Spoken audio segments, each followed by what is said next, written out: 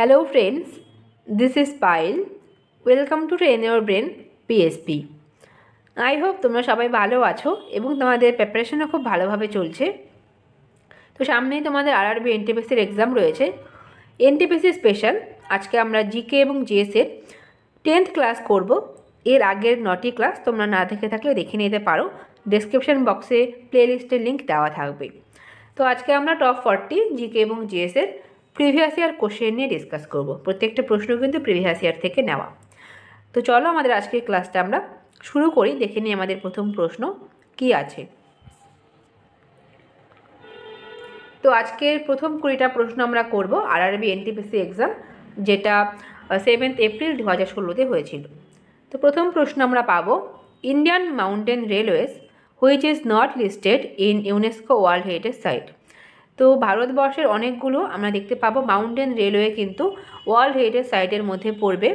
এখানে বলা হয়েছে যেটা লিস্টেড নয়, যেটা ইউনেস্কোর ওয়ার্ল্ড হেরিটেজ সাইট নয়, সেটা তোমাকে সিলেক্ট করতে হবে। তো অপশন এতে দেওয়া আছে দার্জিলিং হিমালয়ান রেলওয়ে, যেটা একটা world heritage site. Nilgiri mountain railway, এটাও কিন্তু একটা ওয়ার্ল্ড হেরিটেজ সাইট। এবং কলকা সিমলা রেলওয়ে, এটাও আমাদের ওয়ার্ল্ড হেরিটেজ সাইটের মধ্যে পড়বে। যেটা পড়বে না সেটা হচ্ছে ম্যাথেরান হিল রেলওয়ে। অপশন সি আমাদের সঠিক উত্তর হবে। এটা আমাদের রয়েছে ওয়েস্টার্ন ঘাটের মধ্যে। এটা কিন্তু ইউনেস্কোর ওয়ার্ল্ড হেরিটেজ সাইট বর্তমানে নেই, কিন্তু এটা কিন্তু এনলিস্ট হওয়ার কথা আছে। যখন হয় তখন আমরা পড়ব, যেহেতু এখনও নেই তাই জন্য আমরা অপশন সিকেই সঠিক উত্তর করলাম, কোশ্চেন 1। নেক্সট আমরা দেখে নেব কোশ্চেন 2। কোশ্চেন 2 আমরা পাবো, the American national aeronautics and space act was passed in. তো আমেরিকার ন্যাশনাল এরোনটিক্স এবং স্পেস অ্যাক্ট কত সালে পাস করা হয়েছিল? তো 1958 সাল। অপশন বি আমাদের সঠিক উত্তর হবে। এবং তারপরে কিন্তু আমরা দেখব যে এই যে অ্যাক্ট, সেই রেকমেন্ডেশনেই কিন্তু আমাদের আমেরিকার যে স্পেস এজেন্সি আছে, মানে আমাদের নাসা আছে, সেটা কিন্তু এস্টাবলিশ হবে। তার মানে অপশন বি আমাদের সঠিক উত্তর হয়ে গেল কোশ্চেন 2। কোশ্চেন 3 আমরা পাবো, the weight of a man standing in a moving lift. তো মুভিং লিফটে কোনো মানুষের ওজন, সে যদি দাঁড়িয়ে থাকে তাহলে তার কি হবে? ইনক্রিজ, ডিক্রিজ, নট চেঞ্জ নাকি ডাবল?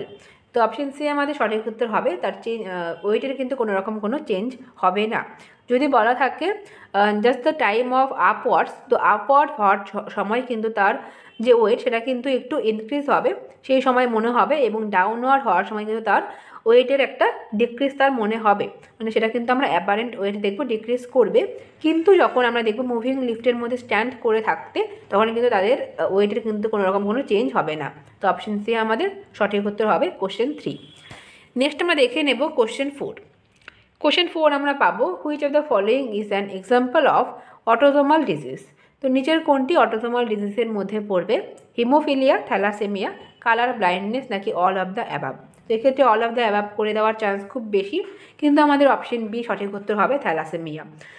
এছাড়া হিমোফিলিয়া এবং কালার ব্লাইন্ডনেস এগুলো কিন্তু অটোজোমাল নয়, এরা কিন্তু অ্যালোজোমাল, অর্থাৎ এরা কিন্তু সেক্স ক্রোমোজোমের জন্য হয়। কিন্তু থ্যালাসেমিয়া এটা কিন্তু অটোজোমের কারণে হয়। আমরা জানি আমাদের শরীরে কিন্তু 44টি অটোজোম রয়েছে, মানে মানুষের শরীরে, যে কোনো মানুষের শরীরে। তো থ্যালাসেমিয়া কিন্তু অটোজোমের কারণে হয়। তো এটা একটা অটোজোমাল ডিজিজ। অপশন বি আমাদের সঠিক উত্তর হবে কোশ্চেন 4। নেক্সট আমরা দেখে নেব question 5। The words dog paddle, snorkelling are associated with which sports. তো কোন খেলার সঙ্গে ডগ প্যাডেল, স্নরকেলিং এই শব্দগুলো যুক্ত, স্নরকেলিং এই শব্দগুলো যুক্ত? তো সঠিক উত্তর আমাদের হবে সুইমিং। অপশন সি আমরা সঠিক উত্তর করব। এই শব্দগুলো সুইমিং বা সাঁতারের সঙ্গে যুক্ত। নেক্সট আমরা দেখে নেব question 6। UV spectrometer which measure ozone in the atmosphere was discovered by. তো ইউভি স্পেকট্রোমিটার এটা আমাদের একটা মেজারমেন্টের একটা ইনস্ট্রুমেন্টের কথা বলা আছে। তো এটাকে তৈরি করেছিলেন বা ডিসকভার করেছিলেন, কে করেছিলেন? সেটা তোমাকে করতে হবে। এবং এটা ব্যবহার করা হয় কিন্তু অ্যাটমসফিয়ারে যে ওজোন আছে সেটাকে মেজার করার জন্য। তো অপশন বি আমাদের সঠিক উত্তর হবে ডবসন। ডবসন কিন্তু তিনি এই যে স্পেকট্রোমিটার এটাকে কিন্তু তৈরি করেছিলেন, এবং তার নাম অনুসারেই কিন্তু আমরা দেখতে পাই যে ওজোন যেটা মেজার করা হয় তার ইউনিট কিন্তু ডবসন আমরা বলি, বা এটা কিন্তু ব্যবহার করা হয়। ওকে, তো এক্ষেত্রে আমাদের 6-এর উত্তর কিন্তু অপশন বি হবে। এক্ষেত্রে হফম্যান, ফরম্যান এবং গার্ডিনার প্রত্যেকের নাম কিন্তু ভীষণ ইম্পর্টেন্ট। যেমন আমরা হফম্যানের নাম যদি দেখি, হফম্যানের নাম আমরা পাই ওজোন ডিপ্লেশনের সঙ্গে এই নামটা যুক্ত, এবং ফরমান এবং গার্ডিনার এই দুজনের নাম কিন্তু আমরা পাবো 1985 সালে। ওনারা দুজন কিন্তু ওজোন হোল কিন্তু আবিষ্কার করেছিলেন, তাই জন্য কিন্তু ফরমান এবং গার্ডিনারের নাম ভীষণ ইম্পর্টেন্ট। মানে 4 জনের নামে কিন্তু ওজনের সঙ্গে যুক্ত, এবং সবগুলোই তোমরা একটু মনে রাখার চেষ্টা করো। তো এক্ষেত্রে আমাদের অপশন বি সঠিক উত্তর হবে। নেক্সট কোশ্চেন আমরা পাবো question 7, the real meaning of the word republic in our preamble is. তো আমাদের প্রিয়াম্বেলে রিপাবলিক শব্দটি আমাদের আছে। তো রিপাবলিকের অর্থ, আসল অর্থ আমাদের ভারতের সংবিধান অনুযায়ী কী হবে? অপশনেতে দেওয়া আছে Indian citizen has the voting right. তো ভারতবর্ষের সিটিজেনদের ভোটিং রাইট আছে, তার জন্য এটা কিন্তু রিপাবলিক নয়, তার জন্য এটা কিন্তু ডেমোক্রেটিক। ওকে, কারণ পিপলের কিন্তু ভোটিং রাইট রয়েছে। যেমন আমরা দেখতে পাই ইউকেতেও কিন্তু ভোটিং রাইট রয়েছে, কিন্তু ইউকে কিন্তু রিপাবলিক নয়, এটা কিন্তু মোনার্ক। কারণ সেখানে কিন্তু যিনি হেড অফ দ্য স্টেট আছেন তিনি কিন্তু ইলেক্টেড নন, তিনি কিন্তু হেরিডিটারি সূত্রে কিন্তু বা বংশানুক্রমিকভাবে কিন্তু ওনারা আছেন। তাই জন্য কিন্তু আমরা ভোটিং রাইট থাকলেই তাকে রিপাবলিক বলতে পারবো না। অপশনের মধ্যে দেওয়া আছে India has an elected head as prime minister. আমাদের দেশের প্রাইম মিনিস্টার যতই হেড হোক তিনি কিন্তু আমরা দেখতে পাবো না কি হেড অফ দ্য স্টেট, কিন্তু আমরা প্রাইম মিনিস্টারকে বলতে পারবো না, তিনি নমিনাল হেড, কিন্তু হেড অফ দ্য স্টেট বললে কিন্তু আমাদের প্রেসিডেন্ট হবে। তো অপশন সি আমাদের সঠিক উত্তর হয়ে যাবে, India has an elected head as president. ভারতবর্ষের ইলেক্টেড হেড কিন্তু রয়েছে প্রেসিডেন্ট, তাই জন্য আমরা ভারতবর্ষকে কিন্তু রিপাবলিক বলবো। ওকে, তো অপশন সি আমাদের সঠিক উত্তর হবে। যদি আমরা প্রেসিডেন্টকে কিন্তু ডিরেক্ট ইলেক্ট করি না, আমরা কিন্তু এমপি দের দ্বারা ইলেক্ট করাই, তাহলেও কিন্তু উনি আমাদের ইলেক্টেড হেড, তাই জন্য অপশন সি আমাদের সঠিক উত্তর হয়ে যাবে কোশ্চেন 7। নেক্সট আমরা দেখে নেব কোশ্চেন 8। কোশ্চেন 8 আমরা ভাবো Kosi flood control and irrigation project is related to. তো কোশি ফ্লাড কন্ট্রোল বা ইরিগেশন প্রজেক্ট এটা যে রাজ্যের সঙ্গে যুক্ত সেটা কিন্তু বিহার। প্রত্যেকেই জানো আমরা কোশিকে বিহারের দুঃখ নদী বলে থাকি, কারণ এখানে প্রতি বছরই কিন্তু বন্যা হয়। তো অপশন বি আমাদের সঠিক উত্তর হয়ে যাবে কোশ্চেন 8। নেক্সট আমরা দেখে নেব question 9, the English east India company was formed in which year. তো ইংলিশ ইস্ট ইন্ডিয়া কোম্পানি কত সালে তৈরি করা হয়েছিল? সেই সময় একটা ব্যবসায়ী কোম্পানি হিসেবেই তৈরি করা হয়েছিল, কিন্তু পরবর্তীকালে আমরা দেখতে পাই তার কী অবস্থা ভারতবর্ষে হয়। তো সেটা তৈরি হয়েছিল কিন্তু 1600 খ্রিস্টাব্দে। অপশন বি আমাদের সঠিক উত্তর হবে। সেই সময় ভারতবর্ষে মুঘল সাম্রাজ্য চলছিল, এবং মুঘল সম্রাট আকবর কিন্তু সেই সময় ভারতবর্ষে শাসন করছিলেন 1600 খ্রিস্টাব্দে। সেই সময় ইংল্যান্ডে কিন্তু তৈরি হয়েছিল ইংলিশ ইস্ট ইন্ডিয়া কোম্পানি, এবং ইংল্যান্ডের সেই সময়কার যিনি মোনার্ক ছিলেন, যিনি রানী ছিলেন, তিনি কিন্তু ছিলেন এলিজাবেথ I। ওকে, তো কোশ্চেন 9-এর উত্তর আমরা অপশন বিকে করব 1600। Next question 10, the objective to establish Lalit Kala Akademi was to encourage the education and research in the field of. তো ললিত কলা একাডেমি প্রতিষ্ঠার উদ্দেশ্য নিচের কোন ক্ষেত্রে শিক্ষা এবং গবেষণাকে উৎসাহিত করা ছিল? ড্রামা, মিউজিক, অপশন সিতে রয়েছে পেইন্টিং এবং আর্কিটেকচার, এবং অপশন ডিতে আমরা পাবো অল অফ দ্য অ্যাবাভ। তো সঠিক উত্তর আমাদের হবে অপশন সি, পেইন্টিং এবং আর্কিটেকচারের ক্ষেত্রে যে এডুকেশন এবং রিসার্চ তাকে এনকারেজ করাই কিন্তু ললিত কলা একাডেমির মেন উদ্দেশ্য ছিল। এবং ভারতবর্ষে ড্রামা এবং মিউজিকের যে এডুকেশন তাকে এনকারেজ করার জন্যও কিন্তু আমাদের রয়েছে সঙ্গীত নাটক একাডেমি। তো এক্ষেত্রে উত্তর হয়ে যাবে আমাদের অপশন সি। তো ললিত কলা একাডেমি কত সালে এস্টাবলিশ হয় এটা পরীক্ষায় বিভিন্নবার এসেছে, এবং 1954 সালে কিন্তু এই ললিত কলা একাডেমির এস্টাবলিশমেন্ট ইয়ার। এবং সেই সময়কার যিনি এডুকেশন মিনিস্টার ছিলেন মৌলানা আবুল কালাম আজাদ, তিনি এই সময় কিন্তু 1954 সালে ললিত কলা একাডেমির ফাউন্ডেশন করেন। তো অপশন সি আমাদের সঠিক উত্তর হলো কোশ্চেন 10। নেক্সট আমরা দেখব question 11, the book to the brink and back India's 1991 story was written by. তো to the brink and back এই বইটি কে লিখেছেন? এটা লিখেছেন জয়রাম রমেশ। তো অপশন বি আমাদের সঠিক উত্তর হয়ে গেল কোশ্চেন 11। জয়রাম রমেশ তিনি রাজ্যসভার একজন এমপি এবং আইএনসির থেকে তিনি আছেন। ঠিক আছে, তো অপশন বি আমাদের সঠিক উত্তর হয়ে গেল। নেক্সট আমরা দেখব কোশ্চেন 12। কোশ্চেন 12 আমাদের আছে in 2012 DRDO successfully test fired the underwater ballistic missile in Visakhapatnam, name of that missile was. তো 2012 সালে ডিআরডিও কী করেছিল, আন্ডার ওয়াটার ব্যালিস্টিক মিসাইল কিন্তু টেস্ট ফায়ার করেছিল বিশাখাপত্তনম থেকে। তার নাম কী ছিল? সেই মিসাইলের নাম ছিল K-15। অপশন বি আমাদের সঠিক উত্তর হবে। তো আমাদের কালাম 15 কিন্তু তার নাম ছিল। এপিজে আব্দুল কালামের নাম, মানে ওনার নামে কিন্তু এটা করা হয়েছে। তো অপশন বি আমাদের সঠিক উত্তর হয়ে যাবে কোশ্চেন 12। নেক্সট আমরা দেখব question 13। The speed of sound does not get affected by. তো সাউন্ডের স্পিড কার দ্বারা এফেক্টেড হয় না? ডেন্সিটি দ্বারা তো অবশ্যই এফেক্টেড হয়, কারণ আমরা দেখতে পাবো স্পিডের সঙ্গে কিন্তু ডেন্সিটির কিন্তু একটা ইনভার্স রিলেশন আছে। তার মানে যত ডেন্সিটি বেশি হবে স্পিড কিন্তু তত কম হবে। অপশন বিতে দেওয়া আছে মিডিয়াম। তো মিডিয়ামের সঙ্গে আমরা দেখতে পাবো সাউন্ডের স্পিডের কিন্তু সম্পর্ক রয়েছে। যেমন আমরা যদি দেখি সলিডে সবথেকে সাউন্ডের স্পিড সবথেকে বেশি হয়, গ্যাসে কিন্তু সবথেকে কম হয়। ওকে, তার মানে এই দুটো কিন্তু আমাদের এফেক্ট করবে। অপশন সিতে রয়েছে প্রেশার। তো প্রেশারের সঙ্গে কিন্তু সাউন্ডের স্পিডের কোনো সম্পর্ক নেই।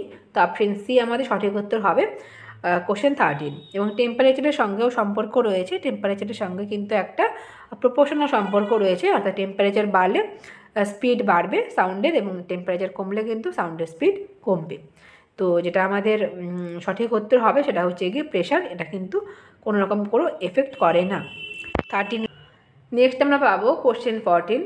The ink used for printing MICR characters contains. তো MICR ক্যারেক্টার যে কালি ব্যবহার করা হয়, সেই কালির মধ্যে কী থাকে? অপশন বি আমাদের সঠিক উত্তর হবে আয়রন অক্সাইড কিন্তু তার মধ্যে থাকে। আয়রন অক্সাইড বা ফেরিক অক্সাইড, যার সংকেত আমরা পাবো কিন্তু Fe2O3। তো 14-এর উত্তর আমাদের অপশন বি সঠিক উত্তর হলো। নেক্সট আমরা দেখব কোশ্চেন 15।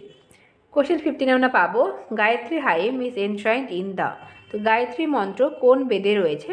তো Rigveda, oldest Veda. Option A আমাদের সঠিক উত্তর হবে। ঋগ্বেদের 3rd মণ্ডলে কিন্তু আমরা গায়ত্রী মন্ত্র পাবো।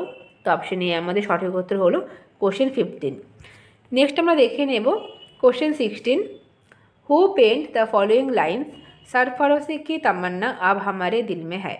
তো सरफरोशी की तमन्ना अब हमारे दिल में है এই যে লাইন, এটা কে বলেছিলেন? তো রামপ্রসাদ বিসমিল। অপশন সি আমাদের সঠিক উত্তর হবে কোশ্চেন 16। তো রামপ্রসাদ বিসমিলের নাম আমরা কিন্তু কাকোরি যে ইনসিডেন্ট ছিল তার সঙ্গে যুক্ত পাই।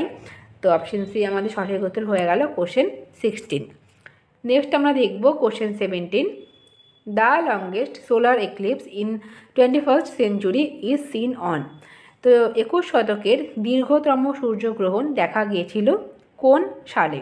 2009 সালে দেখা গেছিল, কিন্তু এক্ষেত্রে কিন্তু 2009 নিয়ে দুটো ডেট দেওয়া আছে। তো আমাদের সঠিক উত্তর হবে অপশন বি 22 জুলাই 2009। এবং সেই যে সোলার এক্লিপস হয়েছিল তার যেটা আমরা যদি ডিউরেশন দেখি সেটা কিন্তু ছিল 6 মিনিট 39 সেকেন্ড কিন্তু তার ডিউরেশন ছিল, যেটা 21 শতকের সবথেকে লংগেস্ট আমরা বলতে পারি। এবং এরপরে কিন্তু 2186 সালে কিন্তু 7 মিনিট 30 সেকেন্ডের মতন কিন্তু আমরা আরেকটা সোলার এক্লিপস দেখতে পাবো, যেটা লংগেস্ট হবে। মানে আমরা দেখতে পাবো না, কিন্তু এটা কিন্তু হবে। ওকে, তো 17 আমাদের অপশন বি হলো। নেক্সট আমরা দেখব question 18। Rajiv Gandhi initiated Jawahar employment policy in the year. তো রাজীব গান্ধী তিনি কিন্তু ইনিশিয়েট করেছিলেন জহর এমপ্লয়মেন্ট পলিসি, যেটা কোন বছর তিনি শুরু করেছিলেন?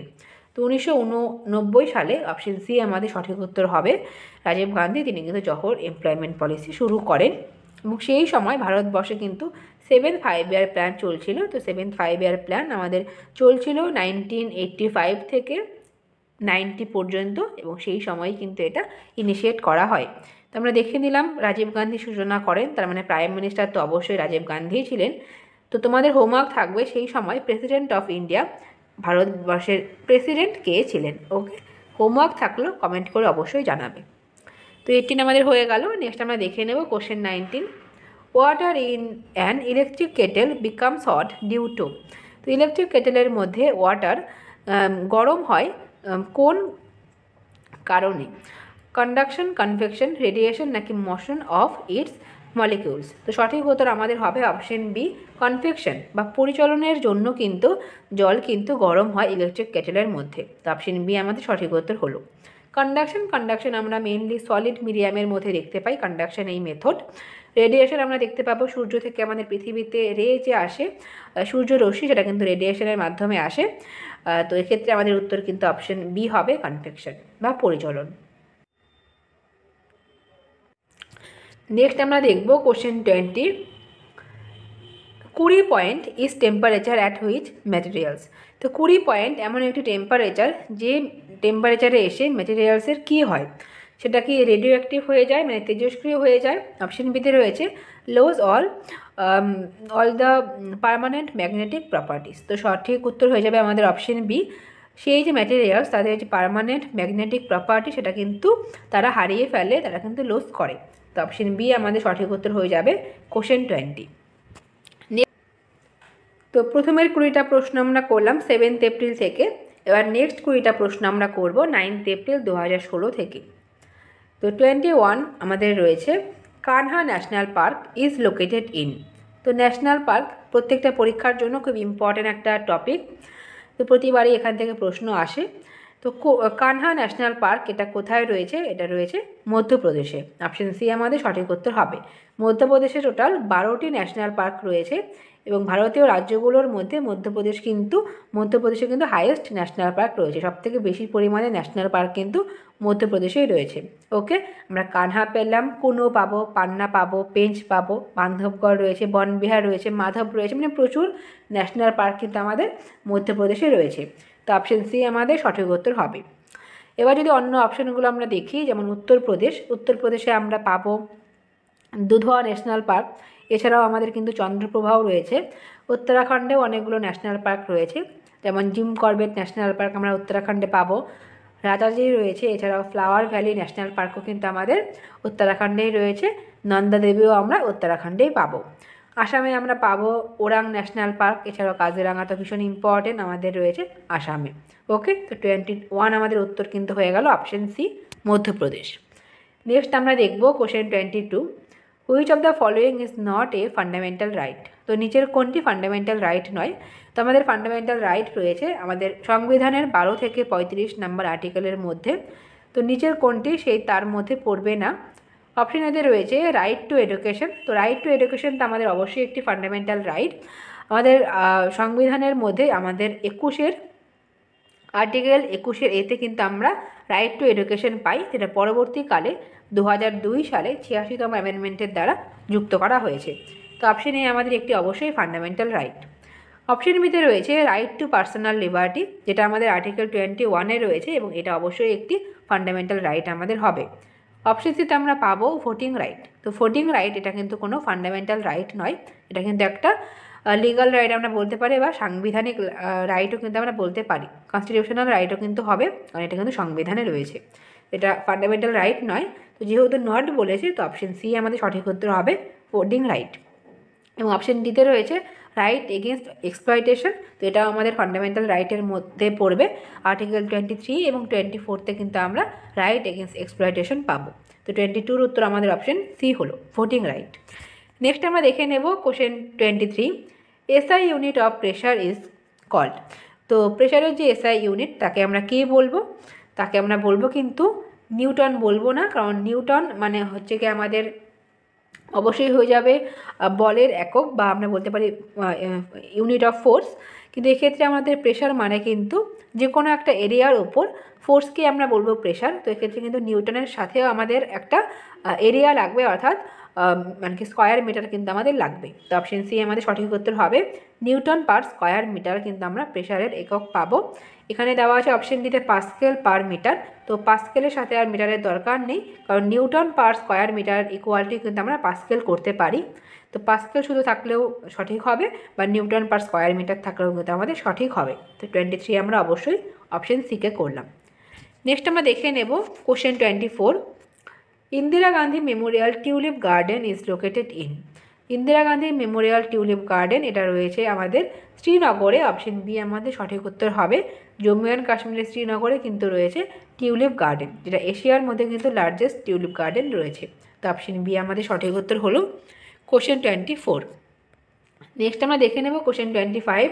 Which of the following is a study of spider's. তো স্পাইডারদের স্টাডিকে কী বলা হয়। অ্যানথ্রোপোলজি আমরা তাকে বলবো না, এপিওলজি আমরা বীজদের যে স্টাডি তাকে বলবো। তো অ্যারাকনোলজি আমাদের সঠিক উত্তর হবে, মাকড়সার অধ্যয়নকে আমরা অ্যারাকনোলজি বলবো, এবং সায়ানোলজি কিন্তু আমরা স্টাডি অফ ডগকে বলবো। ওকে, কুকুরদের নিয়ে যে স্টাডি তাকে আমরা সায়ানোলজি বলি।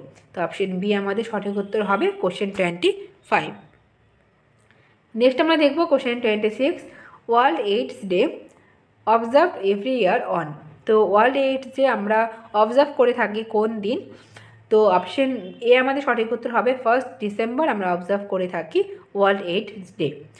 1 অক্টোবর আমরা পালন করে থাকি আমাদের ওল্ডার পারসন ডে। 5 ডিসেম্বর আমাদের কিন্তু ওয়ার্ল্ড সয়েল ডে আমরা উদযাপন করি, এবং 4 ডিসেম্বর আমাদের রয়েছে আমাদের ভারতীয় ন্যাশনাল নেভি ডে আমরা 4 ডিসেম্বর পাই। তো প্রত্যেকটা ডেটই কিন্তু ইম্পর্ট্যান্ট, মনে রাখবে। এক্ষেত্রে আমাদের উত্তর হবে 1 ডিসেম্বর, অপশন সি। নেক্সট আমরা দেখব question 27, the biggest memory size for computer is. তো কম্পিউটারের জন্য বিগেস্ট মেমোরি সাইজ কোনটি? তো ওটা বাইট বা ওয়াইবি, অপশন বি আমাদের সঠিক উত্তর হবে কোশ্চেন 27। নেক্সট আমরা দেখে নেব question 28, first unmanned satellite launched by ISRO was.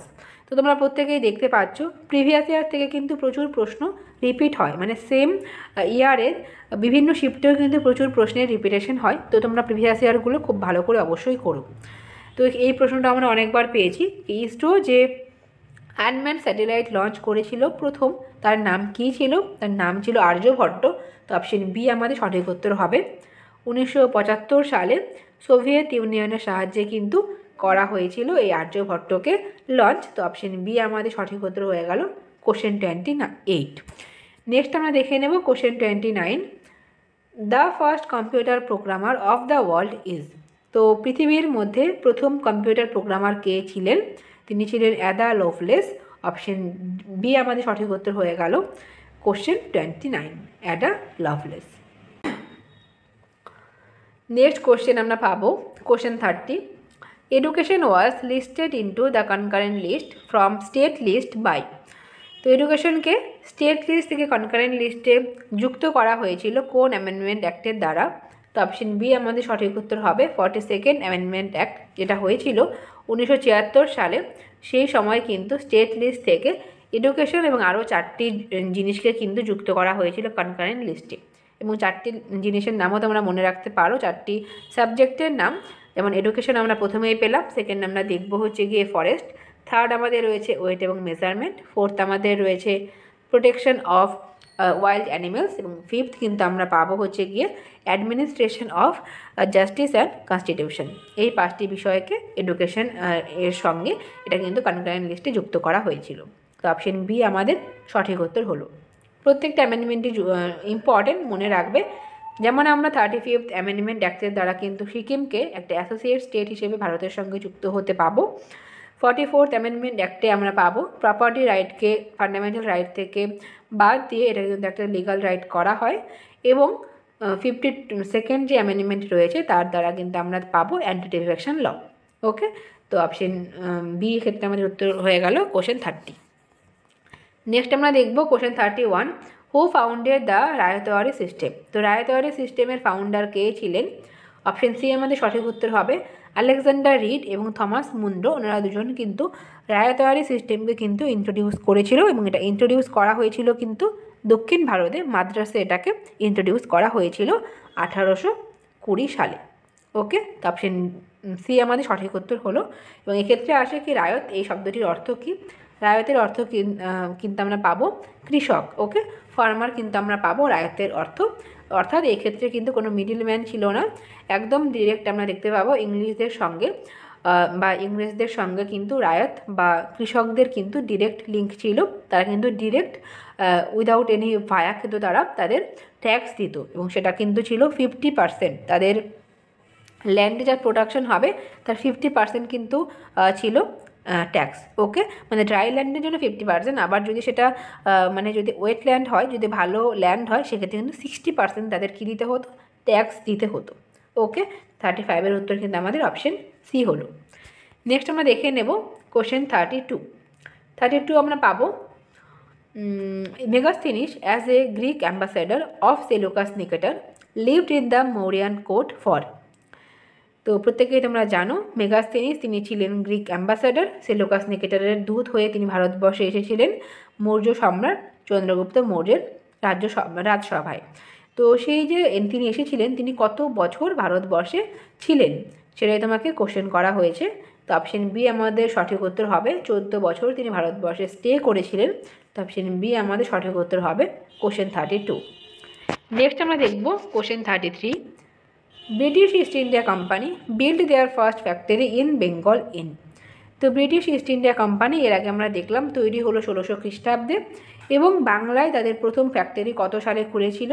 তো অপশন সি আমাদের সঠিক উত্তর হবে 1651 সালে ভারতবর্ষের বাংলায় কিন্তু তারা প্রথম কোম্পানি খুলেছিল। যদি জিজ্ঞেস করা হয় first company build in India সেক্ষেত্রে কিন্তু উত্তর হয়ে যাবে 1613 সালে সুরাটে তারা প্রথম কোম্পানি খুলেছিল বা ফ্যাক্টরি খুলেছিল এবং 1651 সালে বাংলায় প্রথম ফ্যাক্টরি কিন্তু খুলেছিল।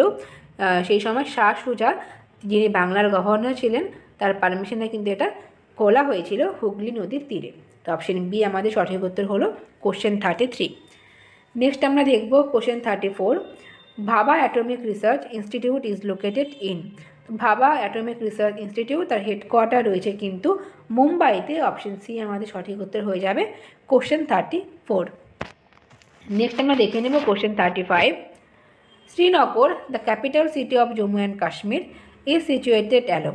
তো শ্রীনগর যেটা জম্মু অ্যান্ড কাশ্মীরের ক্যাপিটাল সিটি রয়েছে তো সেটা কোন নদীর তীরে অবস্থিত, এটা নিয়েও পরীক্ষায় বিভিন্ন প্রশ্ন আসে এবং WBCS মেন্সে এই বছরও এসেছিল।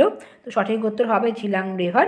ঝিলাম নদীর তীরে কিন্তু শ্রীনগর শহরটি রয়েছে। তো অপশন সি আমাদের সঠিক উত্তর হবে 35। নেক্সট কোশ্চেন আমরা পাবো question 36। pH of human saliva is. তো হিউম্যান স্যালাইভার pH কত হয়, এটা কিন্তু স্লাইটলি অ্যাসিডিক অর্থাৎ 7 থেকে কম আমরা পাবো। তো অপশন এ আমাদের সঠিক উত্তর হবে 6.8 কিন্তু হিউম্যান স্যালাইভার pH হবে। তো অপশন এ আমাদের সঠিক উত্তর হলো। নেক্সট আমরা দেখে নেব question 37। Gita Rahasya is a book written by. Gita Rahasya এই বইটি কে লিখেছেন? তো বিজি তিলক। অপশন সি আমাদের সঠিক উত্তর হবে তার লেখা বই গীতা রহস্য। প্রত্যেকে আমরা একটা করে বই দেখে রাখি, যেমন অরবিন্দ ঘোষ তার লেখা যে বইটার নাম খুব পরীক্ষায় আসে সেটা হচ্ছে দ্য লাইফ ডিভাইন। বিপিন চন্দ্র পালের লেখা বই আমরা পাবো দ্য সোল অফ ইন্ডিয়া এবং লালা লাজপত রায়ের বই আমরা পাবো কিন্তু আনহ্যাপি ইন্ডিয়া। ওকে, তো এই ক্ষেত্রে আমাদের উত্তর কিন্তু অপশন সি হলো বিজি তিলক। নেক্সট আমরা দেখব question 38। World's largest delta system is formed by. তো পৃথিবীর বৃহত্তম বদ্বীপ ব্যবস্থা গড়ে উঠেছে কোথায়? এটা তৈরি হয়েছে গঙ্গা এবং ব্রহ্মপুত্রর কিন্তু তৈরি করেছে বৃহত্তম বদ্বীপ। তো অপশন সি আমাদের সঠিক উত্তর হবে কোশ্চেন 38। নেক্সট আমরা দেখব question 39। Which of the following port is the deepest port in India. তো ভারতবর্ষের ডিপেস্ট পোর্ট কোনটি রয়েছে? মারমাগাঁও, বিশাখাপত্তনম, কান্দারা নাকি তুতিকোরিন।